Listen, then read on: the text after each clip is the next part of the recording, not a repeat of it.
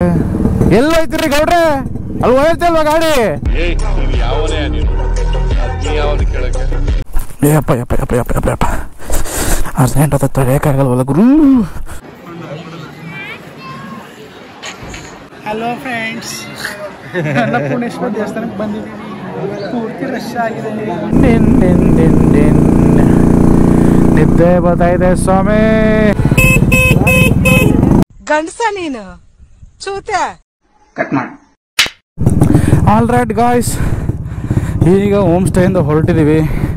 Time ಬಂದ್ಬಿಟ್ಟು 12:10 ಹತ್ರ ಆಗಿದೆ. ಸೊ ಈಗ ಹೊರಟ್ವಿ. ಇಷ್ಟೊತ್ತು ಆ್ಯಕ್ಟಿವಿಟೀಸ್ ಎಲ್ಲ ಮಾಡಿಕೊಂಡು ಈಗ ಟಿಫನ್ ಮುಗಿಸ್ಕೊಂಡು ಈಗ ಅಫಿಷಿಯಲಾಗಿ ಹೋಗ್ತಾ ಇದ್ದೀವಿ. ಸೊ ನಮ್ಮ ಹುಡುಗರು ನೋಡಿ ಮುಂದ್ಗಡೆ 8:20 ಬರ್ತಾ ಇದ್ದಾರೆ. ಅವರು 5 ಜನ ಬಂದಿದ್ದಾರೆ, ನಾವಿಬ್ಬರು, ಟೋಟಲ್ 7 ಮೆಂಬರ್ಸ್ ಇದ್ದಿದ್ದು ನೆನ್ನೆ. ಸೊ ಕ್ಯಾತನಮಕ್ಕಿ ಸನ್ ರೈಸ್ಗೆ ಹೋಗೋಣ ಅಂತ ಅಂದ್ಕೊಂಡಿದ್ದು ಫ್ಲಾಪ್ ಆಯ್ತು. ಯಾಕೆಂದರೆ ಸನ್ ರೈಸ್ ಆಗಿದ್ರೂ ನಮಗೆ ಸನ್ ಕಾಣಿಸ್ತಿರ್ಲಿಲ್ಲ, ಯಾಕೆಂದರೆ ಮೋಡ ಆಗೋಗಿತ್ತು. ಚಳಿಗಾಲ ಅಲ್ವಾ, ಅದಕ್ಕೆ ಒಂದು ಧೂಳು ಹರಿಸ್ಕೊಂಡೋದ್ನಲ್ಲೂ ಕೆಳಗೆ ಕಾಳು ಕೊಟ್ಕೊಳ್ಳೋ ಮರ ಒಂದು ಸ್ವಲ್ಪ ಇರು ಮರೆ, ಅವಸರ ಪಡಬೇಡ.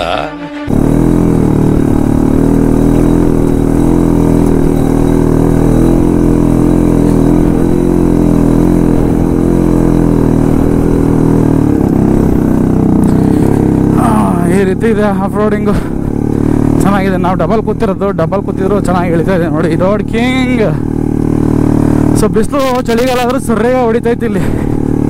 ಜಸ್ಟ್ ಈಗ ತಾನೇ ಡಿಸೈಡ್ ಮಾಡಿದ್ವಿ ಹೊರನಾಡು ದೇವಸ್ಥಾನಕ್ಕೆ ಹೋಗೋಣ ಅಂತ. ಹೊರನಾಡು ಅನ್ನಪೂರ್ಣೇಶ್ವರಿ ಇಲ್ಲಿಂದ ನಮಗೆ 3 ಕಿಲೋಮೀಟ್ರ್ ಆಗೋದು. ನಾವು ಹೋಮ್ ಸ್ಟೇ ಮಾಡಿರೋದು ಕೂಡ ಹೊರನಾಡಲ್ಲೇ ಇರೋದು. ಸೊ ನಿಯರ್ ಬೈ ಇದೆ ದೇವಸ್ಥಾನ. ಹಂಗೆ ಮುಗಿಸ್ಕೊಂಡು ತಾಯಿ ಆಶೀರ್ವಾದ ತೊಗೊಂಡು ಎಲ್ಲರೂ ಕ್ಲೀನಾಗಿ ಚೆನ್ನಾಗಿ ಸಾಕಮ್ಮ, ಚೆನ್ನಾಗಿ ನೋಡ್ಕೊಳಮ್ಮ, ಎಲ್ರಿಗೂ ಒಳ್ಳೇದಾಗಲಿ ಕಣಮ್ಮ ಅಂತ ಬೇಡ್ಕೊಂಡು. ಸೊ ನಾನು ರಾತ್ರಿ ಇದೇ ರೋಡಲ್ಲಿ ಬಂದಿದ್ದು ಗುರು. ಏರ್ ಪಿನ್ ಬೆಂಡ್ ರೋಡ್ಸು, ಅಯ್ಯೋ ಮುಕ್ಕುರಿದು 10 ಥರ ಕಾರ್ನರು. ಸೊ ನನ್ನ ರೋಡ್ ಕಿಂಗ್ ಮಾತ್ರ ಭಾಳ ಈಸಿಯಾಗಿ ಹೋಯ್ತು. ಬರೀ ಡೌಗಳು ನಿಂತು. ಸೊ ತುಂಬಾ ಸ್ಟೀಪ್ ಇದೆ. ನಾವು ಫುಲ್ ಹೋಗಿತ್ತು.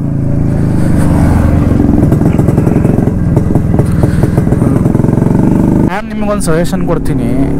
ಇಂಥ ಗಾರ್ಡ್ ಸೆಕ್ಷನ್ ಇಳಿಬೇಕಾದ್ರೆ ಇಂಥ ಸ್ಟೀಪ್ ಇರೋ ಜಾಗದಲ್ಲಿ ಜಾಸ್ತಿ ಕ್ಲಚ್ ಇಟ್ಕೊಂಡು ಗಾಡಿ ನ್ಯೂಟ್ರಲ್ ಬಿಡಬೇಡಿ. ಯಾಕೆಂದರೆ ಒಂದೊಂದು ಟೈಮಲ್ಲಿ ಗಾರ್ಡ್ ಸೆಕ್ಷನ್ ಇಳಿಸ್ಬೇಕಾದ್ರೆ ಬ್ರೇಕ್ ಹಿಡಿದು ಹೀಟಾಗಿ ಬ್ರೇಕ್ ಹಿಡಿದಿರೋ ಸಂದರ್ಭನೂ ಬರುತ್ತೆ.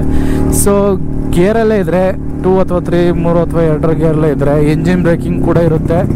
ಸೊ ಭಯಪಡೋ ಅವಶ್ಯಕತೆ ಏನಿರಲ್ಲ. ಅದಕ್ಕೋಸ್ಕರ ನಾಡು ಟೆಂಪಲ್ ಎಂಟ್ರೆನ್ಸು ರಶ್ ಇದೆ ಅಂತ ಅನ್ಕೋತಾ ಇದ್ದೀನಿ. ಕಾರ್ಗಳು ತುಂಬ ನಿಂತಿದ್ದಾವೆ. ಸೊ ನಮ್ಮ ಬೈಕ್ನ ಮುಂದೆನೇ ತಗೊಂಡು ಹೋಗ್ಬೋದು ಅಂತ ಅಂದ್ಕೊಂಡಿದ್ದೀನಿ. ಸೊ ದೇವಸ್ಥಾನ ಹಿಂದ್ಗಡೆ ನೋಡಿ ಒಳ್ಳೆ ಬೆಟ್ಟ ಇದೆ, ಒಳ್ಳೊಳ್ಳೆ ಪ್ಲೇಸಲ್ಲಿ ಕಟ್ಟಿದ್ದಾರೆ ಮಾತ್ರ. ನೋಡಿ ಪ್ರಕೃತಿ ಸೌಂದರ್ಯನ ಕಣ್ಣು ತುಂಬಿಕೊಂಡು ದೇವ್ರ ದರ್ಶನ ತಗೊಂಡು ಹೋಗ್ಬೋದು ಆರಾಮಾಗಿ ನೀವು. ತಾಯಿ ನಮ್ಮಮ್ಮ ನೋಡ್ಕೊಳ್ರಪ್ಪ. ಎಂಟ್ರೆನ್ಸ್ ಇದೆ, ಅನ್ನಪೂರ್ಣೇಶ್ವರಿ ಟೆಂಪಲ್ ಎಂಟ್ರೆನ್ಸು. ಬ್ಲೂ ಕಲರಲ್ಲಿ ಎಷ್ಟು ಕ್ಲೀನಾಗಿ ಫಿನಿಶ್ ಮಾಡಿದ್ರು ನೋಡ್ಬರು. Royal blue entrance. ಹೆಬ್ಬಾಗಿಲು. ಬಾಯ್ಸ್ ಎಲ್ಲ ಫುಲ್ ಫೋಟೋ ತಗೋತಾರ್ಗು. Selfie photo.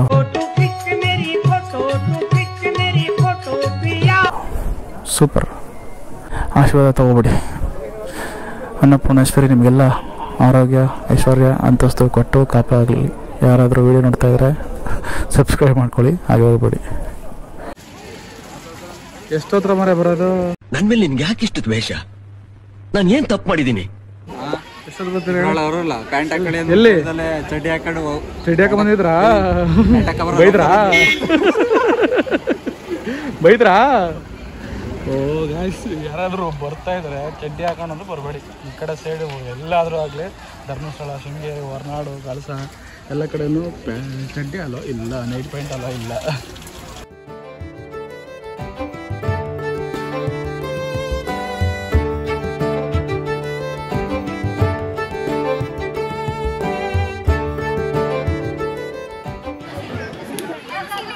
ಕ್ಯೂ ಇಲ್ಲ ಅಂತಿದ್ದು, ರಶ್ ಇಲ್ಲ ಅಂತ ಹೇಳಿದ್ದು ತಪ್ಪಾಯ್ತು. ರಶ್ ನೋಡಿ, ಜನರ ದಂಡು. ಇದಕ್ಕೊಂದ್ರೆ ಇಲ್ಲಿದೆ. ಬೆಳಗ್ಗೆ ಎದ್ದು ನಿನ್ನ ಮಕ ನೋಡಿದ್ರೆ 40 ಸಂಕ್ರಾಂತಿ ಆದ್ರೂ ತಿನ್ನಕ್ ಅನ್ನ ಸಿಗೋದಿಲ್ಲ. ಹಲೋ ಫ್ರೆಂಡ್ಸ್, ಅನ್ನಪೂರ್ಣೇಶ್ವರ ದೇವಸ್ಥಾನಕ್ಕೆ ಬಂದಿದ್ದೀವಿ. ಪೂರ್ತಿ ರಶ್ ಆಗಿದೆ, ದರ್ಶನಕ್ಕೆ ಟೈಮ್ ಆಗಿಲ್ಲ. ಚಳಿ ಅಂತ ಜಾಕೆಟ್ ಹಾಕೊಂಡೆ, ಈ ಜಾಕೆಟ್ ಕಿಚ್ಚೇನ ಅನಿಸ್ಬಿಟ್ಟೈತೆ, ಅಷ್ಟೊಂದು ಸೆಕೆ ಆಗ್ತಾ ಇದೆ. ಫುಲ್ ಪರ್ವತ ಶ್ರೇಣಿಗಳು, ಇಲ್ಲಿಂದ ಇಲ್ಲಿವರೆಗೂ ಇನ್ನೂ ಕಂಟಿನ್ಯೂ ಆಗಿದೆ. ಏನು ಬಾಡಿಗಳು ನಿಮ್ದಪ್ಪಯ್ಯ ಅಂತೀನಿ, ದಯವಿಟ್ಟು ಇದನ್ನ ಹೇಳಿಕೆ ಬಿಟ್ಬಿಡಿ. ಅಂತ ಇಂತೂ ಒಳಗೆ ಬಂದಿದ್ದೀವಿ.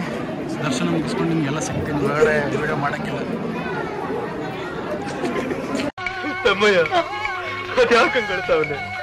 ಡೆಕೋರೇಷನ್ ಮಾತ್ರ ಸಕಲ ಮಾಡೋರು.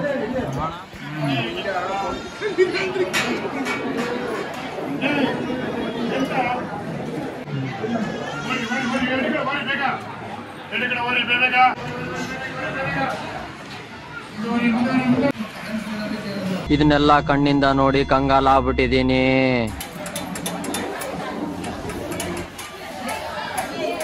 ಈಗ ತಾನೇ ದರ್ಶನ ಮುಗೀತು. ದರ್ಶನ ಮುಗಿಸ್ಕೊಂಡ್ಬಂದು ಅಲ್ಲೇ ನನ್ನ ತಮ್ಮ ಕಾಯಿ ಕಟ್ತಾರಲ್ಲ, ಕಟ್ಲೆಕಾಯಿ, ಅದನ್ನು ತರಕ್ಕೆ ಹೋಗಿದ್ದಾನೆ. ಸೊ ಬಿಸಿಲು ಚೆನ್ನಾಗಿ ಹೊಡಿತಾ ಇದೆ. ಈಗ ಅದು ಪ್ರಸಾದ ಒಂದು ತಗೊಂಡು ಇಲ್ಲೇ ಪ್ರಸಾದ ತಿನ್ಕೊಂಡು ಊರ ಕಡೆ ಡೈರೆಕ್ಟ್ ಪಯಣ. ಇಲ್ಲಿಂದ ನೆಕ್ಸ್ಟ್ ಪ್ಲ್ಯಾನ್ ಯಾವುದೂ ಇಲ್ಲ, ಯಾಕೆಂದರೆ ಇಲ್ಲಿಂದ ಹೋಗೋಷ್ಟಿಗೆ ರಾತ್ರಿ 8 ಗಂಟೆ ಆಗುತ್ತೆ. ಆಲ್ರೈಟ್, ದರ್ಶನ ಮುಗಿಸ್ಕೊಂಡು ಪ್ರಸಾದವನ್ನು ತಿಂದ್ಬಿಟ್ಟು ಹೊರಡ್ತಾ ಇದ್ದೀವಿ. ಆಲ್ರೆಡಿ 1-2 ಆಗೋಯ್ತು. ವಿಪರೀತ ಹ್ಯುಮಿಡಿಟಿ ಇಲ್ಲಿ ಹೊರನಾಡಲ್ಲಿ. ಸಂಜೆ ಹೊತ್ತೆಲ್ಲೋ ಪರವಾಗಿಲ್ಲ ಅಷ್ಟೇ, ಏಕೆಂದರೆ ಸುತ್ತ ಬೆಟ್ಟ ಗುಡ್ಡ ಮಧ್ಯದಲ್ಲಿ ಡೌನಲ್ಲಿದೆಯಲ್ಲ ಟೆಂಪಲ್ಲು. ಅದಕ್ಕೆ ಇಲ್ಲಾಗಲಿ ಧರ್ಮಸ್ಥಳದಾಗಲಿ ಈ ಸರೌಂಡಿಂಗ್ ಯಾವುದೇ ಟೆಂಪಲ್ ಬರಲಿ, ಚಳಿಗಾಲದಲ್ಲಿ ಹ್ಯುಮಿಡಿಟಿ ತುಂಬಾ ಇರುತ್ತೆ. ಮಳೆಗಾಲದಲ್ಲೂ ಅಷ್ಟೇ, ಸೆಕೆಗಾಲದಂತ ಕೇಳೋಕ್ಕೆ ಹೋಗ್ಬೇಡಿ. ಸೊ ಇಲ್ಲಿಂದ ನಮ್ಮೂರು ಎಕ್ಸಾಕ್ಟ್ಲಿ 171 ಕಿಲೋಮೀಟ್ರ್ ಇದೆ. ಸೂಸುಗೆ ಅರ್ಜೆಂಟ್ ಆಗ್ಬಿಟ್ಟಿತ್ತು ಗುರು, ಶಪ್ಪ. ಅದಕ್ಕೆ ಬೈಕಲ್ಲಿ ನಿಲ್ಲಿಸ್ಬಿಟ್ಟು ಹೆಂಗ್ರಿ ನೀರು ಕುಡಿದಿರಲಿಲ್ಲ, ಊಟದ ನೀರು ಕುಡಿಯೋಣ ಅಂತ ನಿಲ್ಲಿಸ್ಬಿಟ್ಟು ಇಲ್ಲಿ ಬಂದೆ ನೋಡಿ. ಒಳ್ಳೆ ಹೋಗ್ತೈತೆ. ಸೂಸು ಹೋಗ್ಬಿಡೋಣ, ಸೂ ಹೋಗಿ ಬರೋಣ ಅಂತ ಬಂದೆ. ಯಪ್ಪ ಅರ್ಜೆಂಟ್ ಆತ ತಡೆಯೋಕ್ಕಾಗಲ್ವಲ್ಲ ಗುರು. ರಾಮ, ಏನು ನೆಮ್ಮದಿ ಆಯ್ತು ಗುರು ಜೀವಕ್ಕೆ. ನಿಮ್ಮನ್ನು ನೋಡಿದ್ರೆ ನಗೋದು ಅಳೋದು ನೀವೇ ಹೇಳ್ಬಿಡಿ. ಅನಿರೀಕ್ಷಿತವಾಗಿ ಬಂದಿದ್ದ ಜಾಗ ಎಷ್ಟು ಚೆನ್ನಾಗಿದೆ ನೋಡಿ ವಾತಾವರಣ. ಬನ್ನಿ.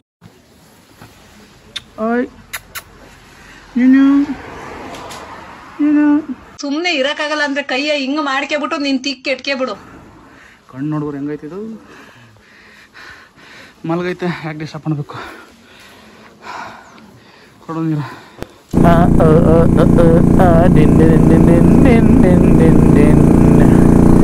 ನಿದ್ದೆ ಬರ್ತಾಯಿದೆ ಸ್ವಾಮಿ.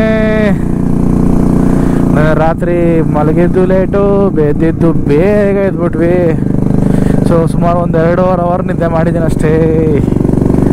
ಅದಕ್ಕೆ ಗಣ್ಣು ಎಳಿತಾ ಇದೆ. ಅದಕ್ಕೋಸ್ಕರ ಈ ರೀತಿ ಮೈಂಡನ್ನ ಅವೇಕ್ ಇಡಲಿಕ್ಕೆ, ಎಚ್ಚರ ಇಡಲಿಕ್ಕೆ ಈ ರೀತಿಯ ಮೈಂಡನ್ನು ಡಿಸ್ಟ್ರ್ಯಾಕ್ಟ್ ಮಾಡ್ತಾ ಇದ್ದೀನಿ, ನಿದ್ದೆ ಹೋಗ್ತಿರೋ ರೀತಿಲಿ. ಕಮಾನ್,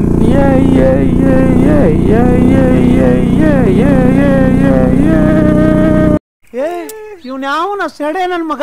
ನೋಡಿ ಈ ಕ್ರಾಸಿಂಗ್ ಎಷ್ಟು ಸೂಪರ್ ಆಗಿದೆ ಅಂತ. ಸೈಡ್ ಎಲ್ಲ ಹುಲ್ ಬೆಳೆದಿದೆ, ಹುಲ್ ಥರ ಇರೋ ಗಿಡ ಬೆಳೆದಿದೆ. ನೋಡೋಕ್ಕೆ ಒಂಥರ ಚೆನ್ನಾಗಿ ಕಾಣೋದಲ್ವಾ ಲೊಕೇಶನ್. ಸೂಪರ್. ಸಿನಿಮ್ಯಾಟಿಕ್ ಶಾಟ್ ತೆಗೆಯೋಕ್ಕೆ, ಬೈಕ್ ರನ್ ಆಗ್ತಿರೋದು, ಕಾರ್ ರನ್ ಆಗ್ತಿರೋ ಸಿನಿಮ್ಯಾಟಿಕ್ ಶಾಟ್ ತೆಗೆಯೋಕ್ಕೆ ಪ್ರಾಪರ್ ಸ್ಪಾಟ್ ಇದು. ಜೈ ಶ್ರೀರಾಮ್, ಶ್ರೀರಾಮದತೆ ನಮಃ. ಕೊಟ್ಟಿಗೆಹಾರ ಎಲ್ಲಿದ್ದೀವಿ. ನಮ್ಮ ಹುಡುಗ ಹಿಂದ್ಗಡೆ ಕೂತ್ಕೊಂಡು ತೋಡಿಸ್ತಾ ಇದ್ದಾನೆ.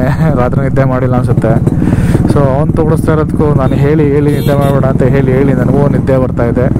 ಸೊ ಅವ್ನಿಗೊಂದು ಕಾಫಿ ಕುಡಿಸ್ಬಿಟ್ರೆ ನಿದ್ದೆ ಮಾಡೋದು ಕಮ್ಮಿ ಮಾಡ್ತಾನೆ. ಬೈಕಲ್ಲಿ ಕೂತ್ಕೊಂಡು ತೋಡಿಸ್ತಾನಲ್ಲ ಅಂತ ಕಾಫಿ ಕುಡ್ಸಕ್ಕೆ ಗೋಡ್ಲಿ ಕೂರಿಸಿದ್ರೆ ಇಲ್ಲಿ ಫೋನಲ್ಲಿ ಯಾರೋ ಜನ ಚೆನ್ನಾಗಿ ಚೆಚ್ಚಾಡ್ತಾವನೆ. ಇಂಥ ಹುಡುಗರು ಏನು ಹೇಳೋಣಪ್ಪ ರಾಮ.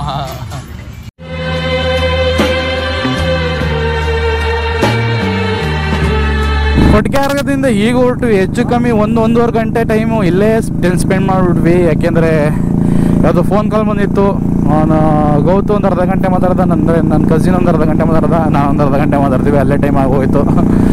ಸೊ ನಾನೊಂದು ಎಳ್ನೀರು ಕುಡ್ದೆ, ಒಂದೊಂದು ಕಾಫಿ ಕುಡ್ದೆ. ಈಗ ಹೆಚ್ಚು ಕಮ್ಮಿ 4:40 ಟೈಮಿಂಗ್ಸ್ ಬಂದ್ಬಿಟ್ಟು. ಈಗ ಬೇಲೂರು ಹತ್ತತ್ರ ಇದ್ದೀವಿ. ಇನ್ನೇನು 5 or 6 ಕಿಲೋಮೀಟರ್ಸ್ ಇರ್ಬೋದು.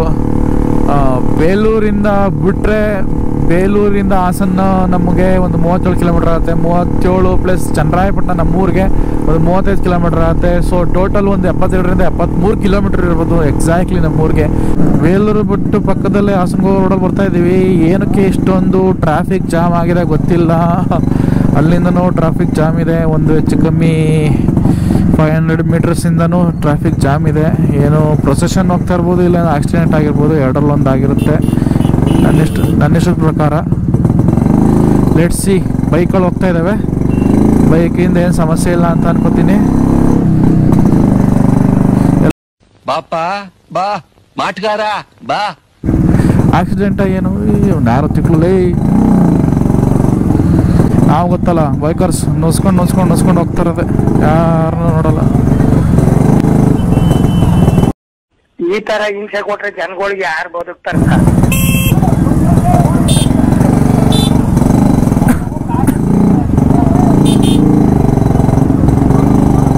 ಓಹೋ ಟ್ರಾಫಿಕ್ ಜಾಮು ಏನಕ್ಕೆ ಹಿಂಗಾಯ್ತು ಗೊತ್ತಿಲ್ಲ.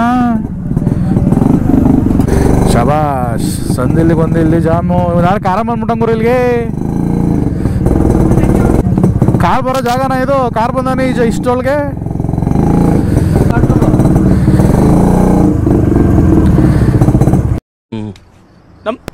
ಆ ಕಾರ್ ಅವನಿಗೆ ಉಗಿಬೇಕಲ್ಲ ಮಕ್ಕಕ್ಕೆ. ಈ ಬರೋ ರೋಡ ಇದು, ಕಾರ್ ಬರೋ ರೋಡ ಇದು.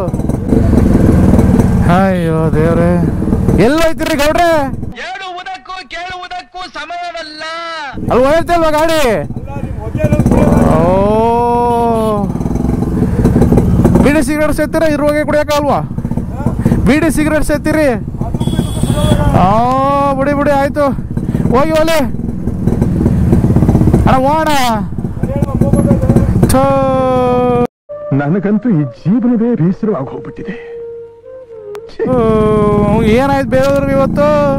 ಯಾರವ್ನು 800 ಅವನು ಉಗಿಯೋ ಮಕ್ಕೆ ಅವನಿಗೆ.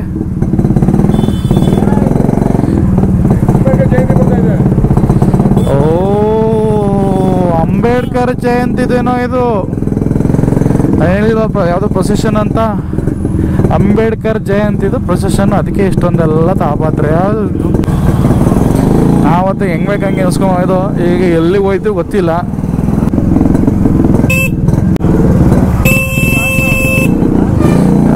ಬಿಕ್ನಾಸಿ, ನಿಂಗೆ ಮುಂದೆ ತುಂಬಾ ತೊಂದರೆ ಐತೆ ಕಣ್ಣ.